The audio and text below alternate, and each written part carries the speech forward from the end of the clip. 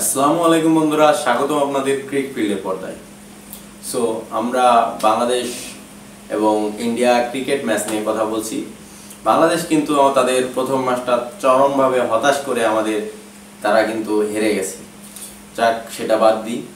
আমরা এবার দ্বিতীয় ম্যাচের প্ল্যানে আসতে পারি যে তৃতীয় ম্যাচটা আমরা কীভাবে জিততে পারি, কোন স্ট্র্যাটেজিতে খেললে বাংলাদেশ দ্বিতীয় ম্যাচটা জিততে পারে অন্তত, সেটা কি করতে হবে সেটাই আপনাদের কাছে আজকে বিস্তারিত বলবো। যদিও এইভাবে খেললে জিতবে কিনা বাংলাদেশ টিম তো বলা যায় না, তবে জেতার সম্ভাবনা আছে, পসিবিলিটি থাকবে। কীভাবে খেলতে হবে? সো ফার্স্ট অফ অল টসে জিতলে সর্বপ্রথম আমাদের নিতে হবে বল। টসে জিতলে কেন আমরা বল নেব? কারণ টসে জিতলে বল নিয়ে এলে ইন্ডিয়াকে যখন আমরা আগে ব্যাটিংয়ে পাঠাবো, ইন্ডিয়া 20 ওভারে 200 করুক, 150 করুক, 180 করুক, আমাদের একটা স্টেবল একটা টার্গেটে আমরা আগাতে পারবো পরে ব্যাটিং করার সময়। কিন্তু যদি আমরা টসে জিতলে ব্যাট নিই তাহলেই শেষ। আমরা যদি 200 রানও করি আগে, ইন্ডিয়া কিন্তু রান তুলবে, সে যেভাবেই হোক তারা তুলবে। সো টসে জিতলে আমাদের বল নিতে হবে, এটা ফার্স্ট স্ট্র্যাটেজি। এবং বল নিব এবং বল আমাদের সেরা বোলিংটা করতে হবে। বোলিং লাইন আপ যেমন আছে তেমনই থাক। আমার মনে হয় না আমরা বল বাজে করি। গত ম্যাচে বোলিংদের পারফরমেন্স কি করবে তারা, ব্যাটিংরা যেখানে 229 রানে সব শেষ, সেখানে বোলিংদের মনোবল তো আগেই শেষ। তারা কি বা করবে? আমাদের বোলিংদের দোষ দেওয়ার কিছু নেই। আমাদের বোলিংরা যথাসাধ্য চেষ্টা করবে সেকেন্ড ম্যাচে, এবং আমাদের বোলিংরা যদি ভালো পারফরমেন্স করে ইন্ডিয়াকে 150 রানের ভিতরে 150 রানের ভিতরে গুটিয়ে দিতে পারে, অবশ্যই আমাদের ওই ম্যাচ জেতার পসিবিলিটি থাকে। কিভাবে থাকে সেটাই বলবো। কারণ আমাদের ব্যাটিং লাইন আপ তখন একটা টার্গেট নিয়ে খেলতে পারবে যে এই রানটা আমাদের করা লাগবে। সো আমাদের টসে জিতলে বল নিতে হবে, এটা স্ট্র্যাটেজি। তাছাড়া খেলায় আবার স্ট্র্যাটেজি কি?